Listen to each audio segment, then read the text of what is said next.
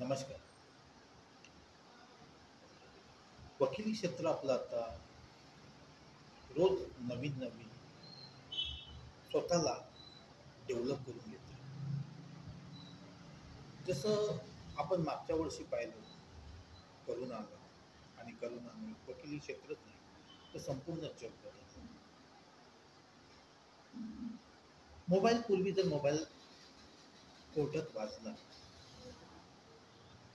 म्हणजे काय झालं हे आता मी सांगायची गरज नाही. पण आता हा जो मोबाईल आहे ह्या मोबाईलच्या माध्यमातून वकिली क्षेत्रामध्ये खूप मोठी क्रांती घडत आहे. काही अडचणी ज्या येतात त्या काहीतरी नवीन चांगलं करून येण्यासाठी येतात. करोनाने बरंच काही लोकांना शिकवलं आणि करोनानंतर बरंच काही लोक अजून शिकतात. पूर्वी वकिली क्षेत्रामध्ये यायचं म्हटलं म्हणजे 1990चा कालखंड आहे. तर खूप मोठ्याच्या मोठ्या लायब्रऱ्या, त्या लायब्ररीमध्ये असलेली मोठी मोठी जाडी जाडी पुस्तकं आणि मोठ्या मोठ्या फायली एकावर एक रचून ठेवलेल्या, एका दुसऱ्या वकिलाकडं एखादा संगणक, कोर्टामध्ये टायपिंग टिक टिक टिक टिक टिक टिकचा आवाज. हे 1990चं एक कालखंड होता वकिलीचा. 2000च्या काळात वकिली क्षेत्रामध्ये काही लोकांकडे कम्प्युटर यायला लागले, नंतर लॅपटॉप यायला लागले. युट्यूब पण तेवढं पॉवरफुल नव्हतं तेव्हा.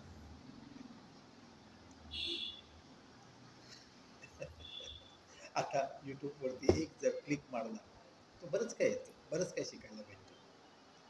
पण युट्यूब तेव्हा एवढं पॉवरफुल तेवढं नव्हतं, तेवढे काय व्हिडिओ नव्हते.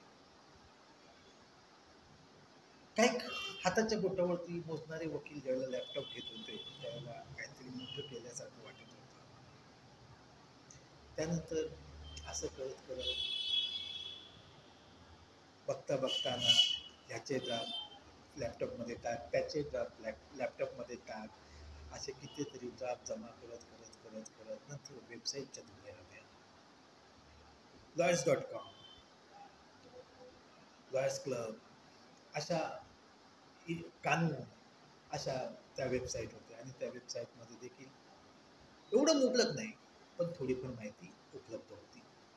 आता तसं जर पाहिलं तर तंत्रज्ञानामुळं प्रत्येक येणारा वकील आज कोर्टातला मोबाईल असतो त्याच्याकडे, टॅब असतो त्याच्याकडे, लॅपटॉप असतो त्याच्याकडे, कम्प्युटर असतो त्याच्याकडे, काय ना काहीतरी असतंच.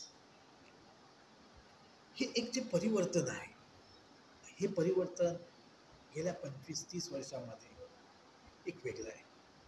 कोरोनानंतर आणि त्याच्या आधीच या परिवर्तनाला जी सुरुवात झाली त्यापैकी सगळ्यात महत्त्वाचा जो पार्ट होता तो e court service. E court सर्व्हिसमुळं म्हणजे बऱ्याच वकिलांच्या हातातल्या डायऱ्याच गेल्या नाही. ई कोर्टचा एक ॲप आहे, त्या ॲपमध्ये केस सेव्ह केली आणि ती केस सेव्ह केलेली केस जी आहे ती त्याची पुढची तारीख काय आहे ती ॲटोमॅटिक त्याच्यामध्ये अपडेट झाली. पण त्याचा एक साईड इफेक्ट पण झाला. बऱ्याच क्लायंटला त्यांच्या केसेस ते त्यांच्या मोबाईलमध्ये सेव्ह करू लागले आणि त्यांना त्यांच्या तारखा पण माहिती पडू लागल्या आणि त्या तारखेला काय झालं होतं हे पण त्यांना रोजनाम्यातून माहिती पडू लागलं. तंत्रज्ञानाचा फायदा फक्त नुसत्या वकिलांनाच झाला नाही तर पक्षकारांना पण झाला. पक्षकारांना त्याने केलेली ड्राफ्ट केलेली केस वकिलांनी ही व्हॉट्सअपच्या माध्यमातून पटकन पाठवता आली, त्यांना ती वाचता आली आणि त्याच्यात काही करेक्शन असतील तर ते करेक्शन सुचवता आले. आणखी त्याच्या पुढे जाऊन जर पाहायचं म्हटलं तर ज्या जजमेंट आल्या, ज्या ऑर्डर आल्या, त्या ऑर्डरमध्ये जजमेंटमध्ये काय काय लिहिलेलं आहे, काय काय नाही लिहिलेलं आहे हे पक्षकारांना पण वाचणं सोपं झालं आणि तसंच वकिलांना तर होतंच. आता हे जे तंत्रज्ञान E court service, online filing, video conference, सुनावणी, त्याच्यानंतर आता जो येणारा पार्ट आहे हा ए आय. ए आय आत्ता कुठे थोडासा आत घुसायला लागला आहे वकिलीमध्ये. पण वकिलीमधला हा ए आय हा सगळ्यात मोठा इफेक्टिव्ह पार्ट आहे.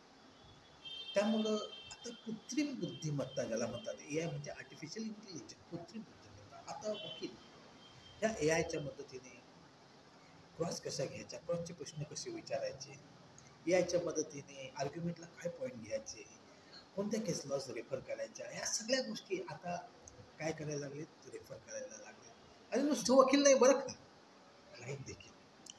आता क्लायंट कधी कधी तर ए आयने एवढं जास्त मोठ्या प्रमाणात अभ्यास करून येतात की वकिलाला विचारायला त्याच्या ऑफिसमध्ये यायला हैराण परेशान करून टाकतात. आता हा जो कायद्यात बदल झालेला आहे, नवा कायदा जो IPC, CRPC, Indian evidence act होता, तो नव्या स्वरूपात आता आणला गेलेला आहे. खरं तर त्याचीच आवृत्ती आहे, पण थोडासा इन्फॉर्मेशन टेक्नॉलॉजीचा पॉईंट त्याच्यामध्ये जास्त ॲड करून सेक्शन पुढे मागे थोडेफार झालेले आहेत. दुसरं काही नवीन नाही, तेच आहे ते. थोडेफार इन्व्हेस्टिगेशनसाठी पोलिसांना थोडी जास्त पॉवर दिलेली आहे. तर हे नवीन कायदे, दुरुस्त्या, न्यायालयीन निर्णय, त्यामुळे प्रत्येक वकील सतत अभ्यास करणं खूप गरजेचं आहे. कित्येक वकिलांच्या आज देखील जुना कायदा तोंडावर आहे, पण नवीन कायदा पाहिजे तसा तोंडावर आलेला नाही आहे. आणि आता थोड्याच दिवसामध्ये सतत कोर्टामध्ये जर गेले, ते सतत कोर्टामध्ये बसले, सतत जर कामामध्ये राहिले व्यक्ती, तर त्यांच्या तो तोंडावरती ऑटोमॅटिक बसणार आहे. जुन्या माहितीवर आधारित काम केल्यामुळं क्लायंटला नुकसान होते. त्यामुळं नवीन जो कायदा आहे, त्या नवीन कायद्याच्या माहितीवरती अभ्यास करून काम करणं वकिलांना आता गरजेचं आहे. आजचे क्लायंट हे हे वकिलीकडं जो जुना जमाना होता, साहेब साहेब म्हणजे विद्वान, ह्या दृष्टिकोनाने बघत नाही.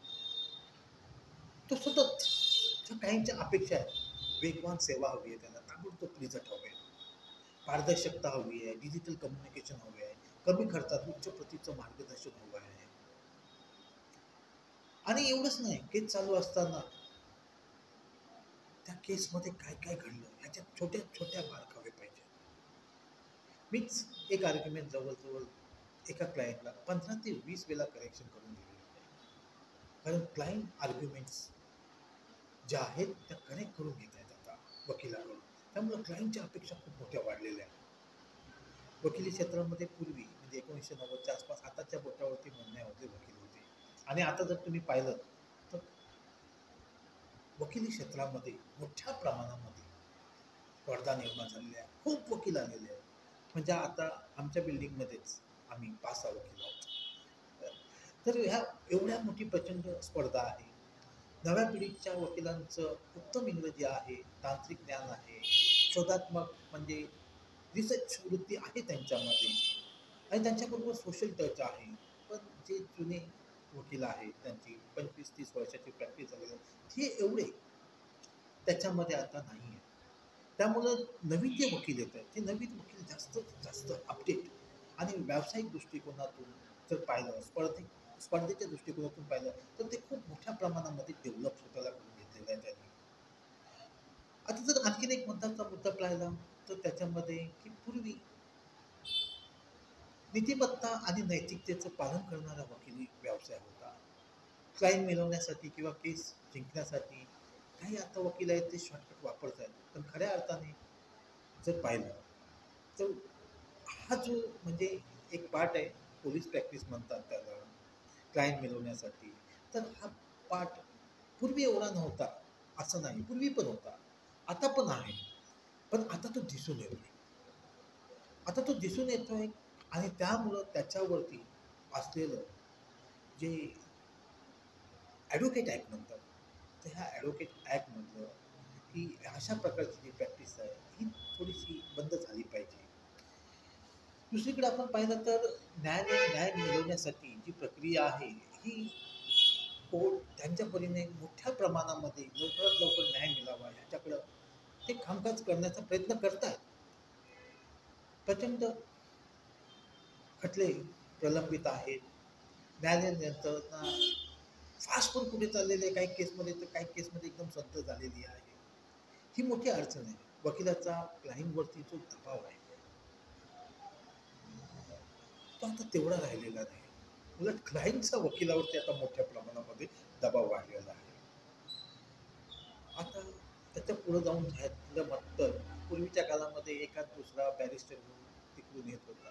पण आता का एवढ्या मोठ्या प्रमाणामध्ये शाळा, कॉलेज, युनिव्हर्सिटीज ज्या सुरू झालेल्या आहेत की मोठ्या प्रमाणामध्ये आंतरराष्ट्रीय स्तरावरती देखील वकिली पास करतायत, ते येऊन ते प्रॅक्टिस करता आहे. तसंच आंतरराष्ट्रीय स्तरावरती आंतरराष्ट्रीय व्यापार, सायबर क्राईम, त्याच्यानंतर आपण ज्याला म्हणतो पर्यावरण कायदे, अशा नव्या नव्या ज्या शाखा आहेत त्या उभ्या राहिलेल्या आहेत आणि मोठ्या प्रमाणामध्ये त्याच्यामध्ये कामकाज चालू आहे. वकिली क्षेत्राकडं खरं जर पाहिलं तर तसं म्हटलं तर आता एक आव्हान पण म्हणून बघायला पाहिजे आणि दुसरीकडे तसं पाहिलं तर हे आव्हान प्रत्येक वकिलाने स्वीकारलं पाहिजे. जिंकण्यासाठी नाही, हरण्यासाठी नाही, तर वकिली क्षेत्राला अत्यंत दर्जेदार बनवण्यासाठी, वकिली क्षेत्राला अत्यंत दर्जेदार बनवण्यासाठी, वकिली क्षेत्राला अत्यंत दर्जेदार बनवण्यासाठी. तर बंधूंनो, चला आपण सर्व वकिलांनी मिळून पुन्हा एकदा अभ्यासाला लागूया वकिली क्षेत्राला अत्यंत दर्जेदार बनवण्यासाठी.